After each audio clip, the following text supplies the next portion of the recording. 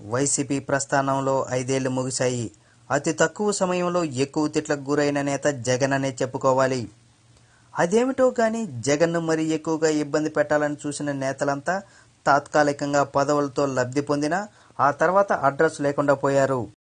మాజీ మంత్రి శంకర్రావు జగన్ ఆస్తులపై హైకోర్టుకు లేఖ రాసి కాంగ్రెస్ వ్యూహంలో పాముగా మారిన నేత.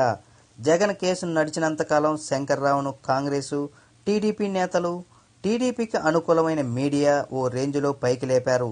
కానీ శంకర్రావు చివరికి తీవ్ర ఇబ్బందులు పడ్డారు. కిరణ్ కుమార్ రెడ్డి హయాంలో శంకర్రావు మంత్రి పదవిని పోగొట్టుకోవడమే కాకుండా అరెస్టును ఎదుర్కొన్నారు.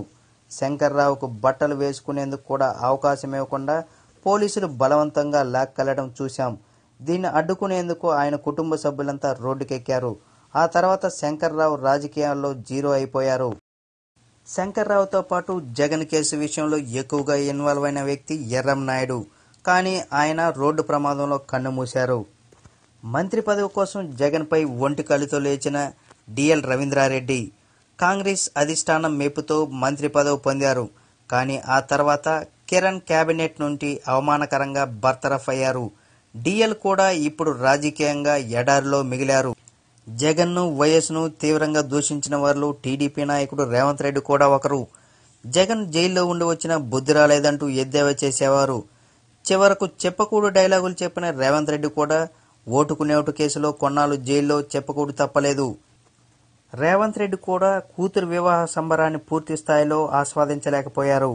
జగన్ను కేసుల్లో పెట్టి ఇరికించడంలో అప్పటి కేంద్ర హోంమంత్రిగా ఉన్న చిదంబరం పాత్ర ముఖ్యమైనది. సిబిఐని ఉసిగొల్పి కక్ష సాధింపు దిగారు. ఇప్పుడు అదే చిదంబరం తన కుమారుడిని సిబిఐ వెంటాడుతుంటే కాలు కాలని పెనులాగా తిరుగుతున్నారు.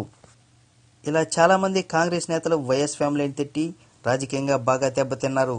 వీరందరికీ రింగ్ మాస్టర్గా వ్యవహరిస్తున్న సోనియా గాంధీ పరిస్థితి మరీ దారుణం. ఏపీలో కాంగ్రెస్కు పుట్టగతులు లేకుండా పోయింది.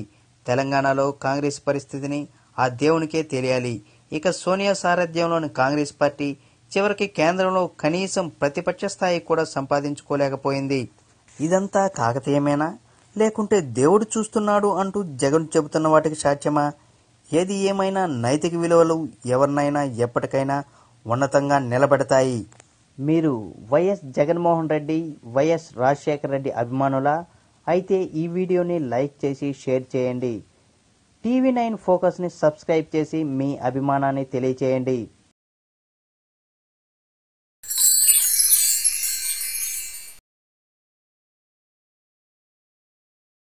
మరిన్ని ఇంట్రెస్టింగ్ అప్డేట్స్ కోసం ప్లీజ్ సబ్స్క్రైబ్ టీవీ9 ఫోకస్.